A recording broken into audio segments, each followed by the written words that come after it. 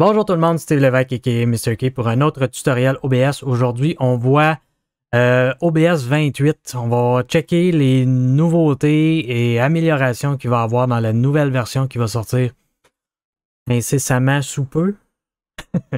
On s'en va voir ça.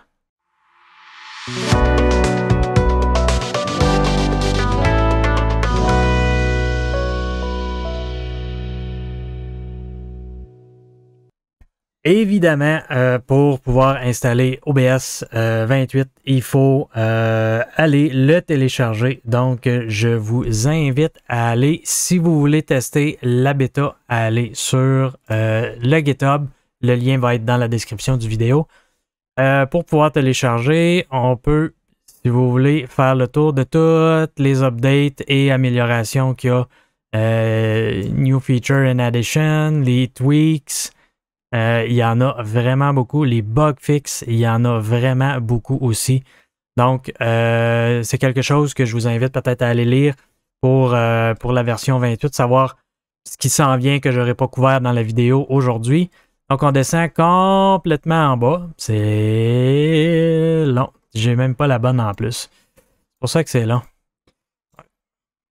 Voilà, on reclique sur OBS 28 Beta. Je vais vous mettre le bon lien dans la description.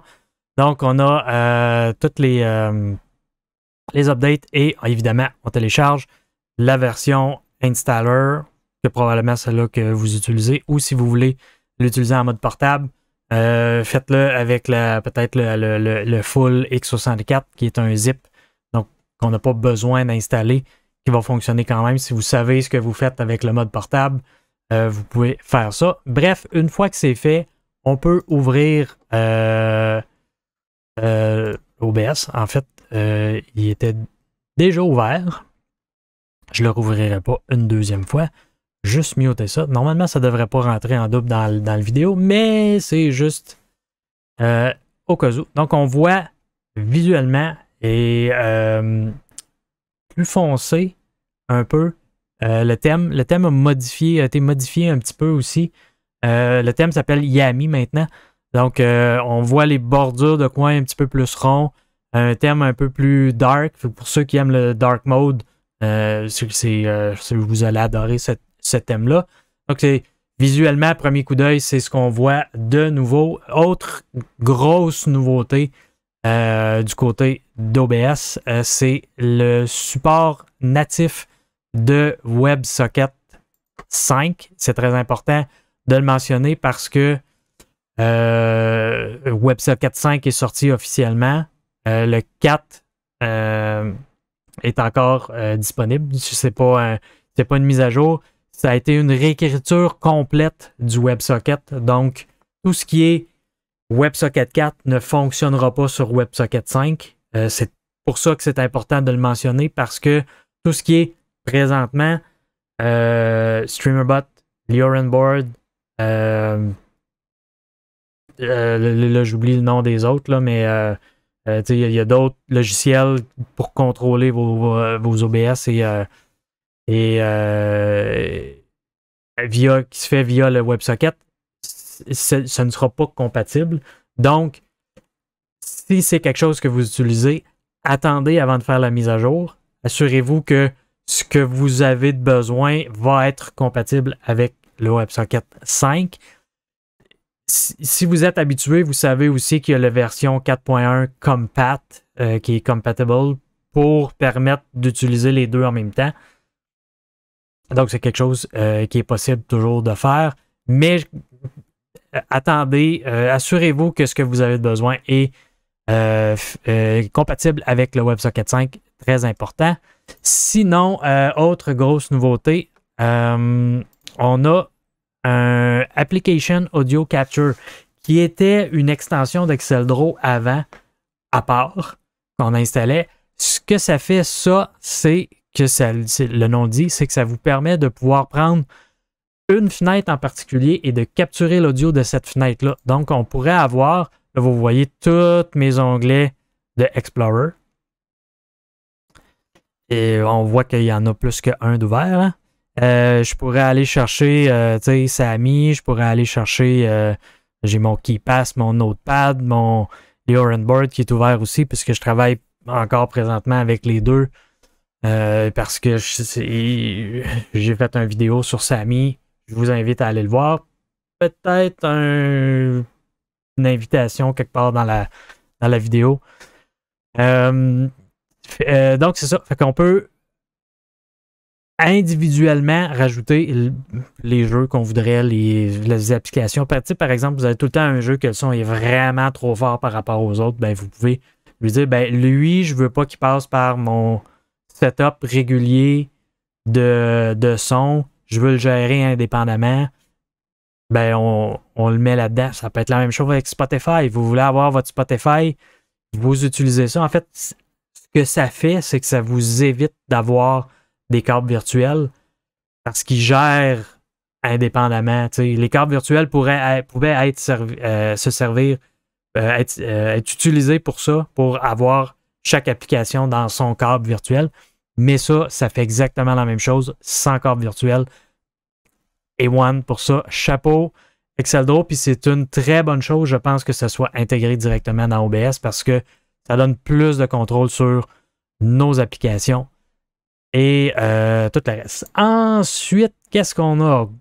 Ça, je pense que vous allez être plusieurs à aimer ça. Si je rajoute un périphérique de capture vidéo, peu importe laquelle on prend, c'est pas grave. Je vais prendre pour les besoins de la cause. J'ai ressorti ma vieille 922 ici.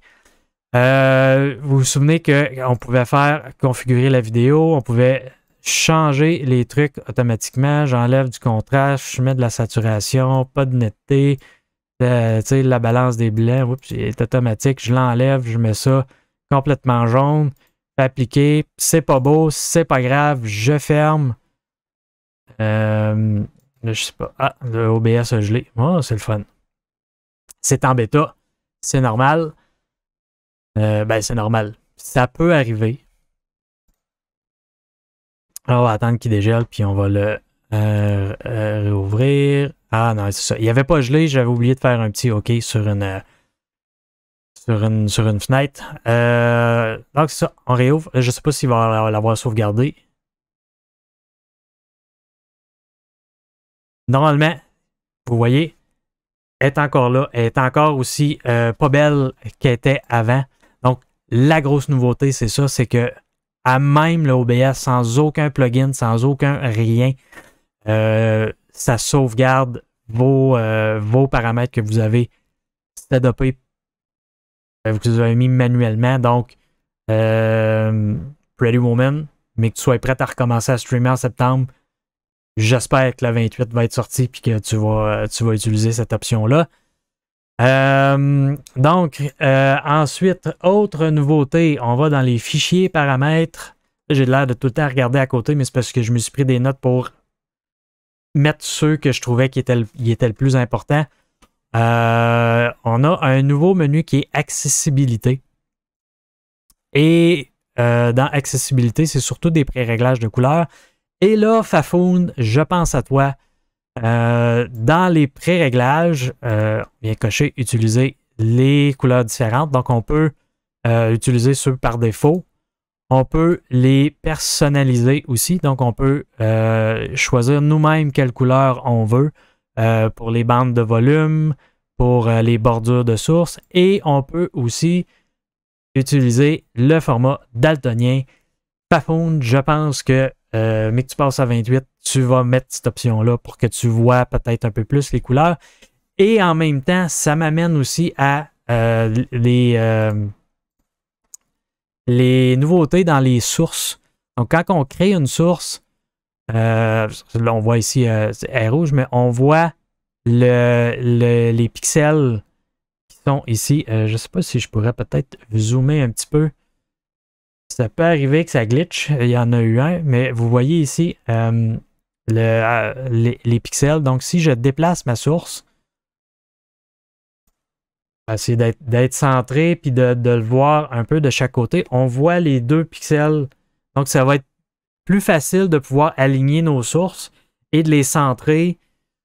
Ou, en tout cas, puis ça fonctionne aussi avec les flèches. comme avant. On déplace les flèches comme avant nos sources. On voit les pixels qui tassent un par un.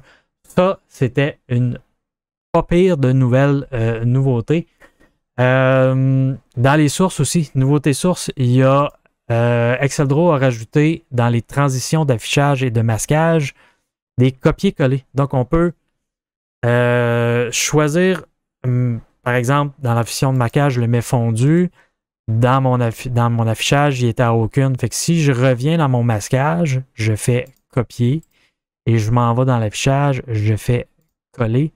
Eh bien, ils sont faits. Et non seulement on peut faire ça, mais on peut sélectionner plusieurs sources et aussi les coller. Donc, dans toutes nos sources, ils vont se coller. Ça peut sauver beaucoup de temps quand on build nos scènes OBS ou si on a besoin de les refaire. Vous avez formaté, ça, c'était une nouveauté. J'étais en train d'en oublier une avec la source, puis je la vois là. Il y a un nouveau petit point ici quand on a des sources et directement à même OBS, sans aller dans le menu, si j'en choisis juste une, transformer puis éditer la transformation pour changer la rotation. Ben, on a notre petit point ici qui apparaît par défaut dans le haut. Si notre source est tournée, évidemment, elle ne sera plus en haut. Mais on peut tourner la source directement. Ça, c'est cool quand vous faites des affaires un peu plus funky. Ça peut être bien. Dans les autres nouveautés que je ne pourrai malheureusement pas vous montrer, en partie, YouTube, je ne stream pas YouTube, mais il y a une meilleure intégration, je pense, pour le chat de YouTube ici. Si c'est quelque chose que vous utilisez, que vous voulez qu'on aille un peu plus loin dans les développements de ce qui a été fait pour YouTube, dites-le moi en commentaire. Je ferai une vidéo juste pour ça aussi. Mais ils ont rajouté le HDR pour YouTube et avec des paramètres de couleur ajustables aussi par rapport à ça aussi. Donc, éventuellement, peut-être que ça va venir à Twitch si un jour Twitch supporte le HDR. D'ici 10 ans, peut-être que Twitch va être rendu là. Petit éditorial ici, excusez. Mais YouTube offre déjà le contenu HDR, donc ils ont rajouté l'option de pouvoir gérer le HDR à même OBS, donc c'est quelque chose qui est le fun aussi. Pour les utilisateurs de Mac aussi, nouveauté intéressante, nativement support des nouveaux processeurs M1, M2, si je ne me trompe pas, en fait. Bref, ça évite de faire de l'émulation x86 pour supporter, pour installer OBS. Donc, il est beaucoup moins lourd sur les Mac pour les nouveaux processeurs. Donc, intéressant pour vous. Beaucoup de nouveautés aussi, de correction de bugs et d'amélioration du côté de Linux. Je ne suis pas un utilisateur de Linux, encore moins pour OBS Linux. Donc, je ne m'aventurerai pas là-dedans. Sinon, je suis un Team Red.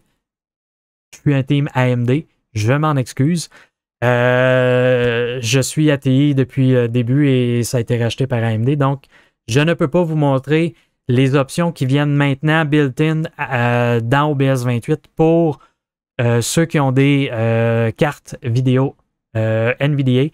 Donc, vous avez le Background Removal qui est maintenant nativement dans OBS. Donc, on n'a pas besoin d'avoir le logiciel de NVDA qui va le faire à la place. C'est directement built-in dans OBS.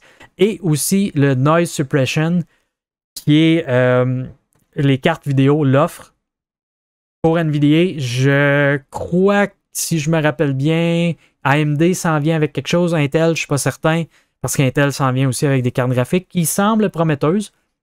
Ce n'est pas le sujet ici aujourd'hui, mais bon. Donc, le Noise Reduction qui est meilleur que celui qui vient par défaut dans OBS. Donc, vous pouvez aussi l'utiliser. Par contre, ça vous demande d'installer les SDK qui sont propres à ça. Si vous voulez qu'on regarde quelque chose pour ça, J'essaierai peut-être de me trouver une carte NVIDIA pour la mettre dedans puis faire le test ou un ordinateur puis j'enregistrerai avec cet ordinateur-là pour vous le montrer comment l'installer et comment les configurer. C'est quelque chose que je pourrais faire. Ensuite, comme je disais, il y a vraiment beaucoup d'updates, de fixes et de nouveautés. Ça, c'est sûr, c'était les majeurs, ceux que je trouvais qui valaient peut-être le plus la peine d'être discutés. Et c'est une version bêta, il n'y a rien qui dit qu'il n'y en aura pas d'autres d'ici la version officielle. Donc, on va surveiller ça, puis peut-être que je ferai une autre vidéo à la sortie officielle s'il y a d'autres grosses nouveautés qui valent la peine. Sinon, c'est en bêta, donc c'est sur le point de sortir. Surveiller peut-être dans le prochain mois, 2 mois. OBS 28 devrait être là. Mais comme je vous dis, si vous utilisez les WebSockets, c'est quelque chose que si vous ayez StreamerBot ou Sammy, je vous invite à assurez-vous que ce que vous allez faire va être compatible WebSocket 5 ou assurez-vous d'installer le WebSocket Compatible qui va vous permettre d'utiliser les deux en même temps en attendant que les développeurs fassent le switch complètement avec WebSocket 5. Sur ce, moi je vous dis à une prochaine vidéo.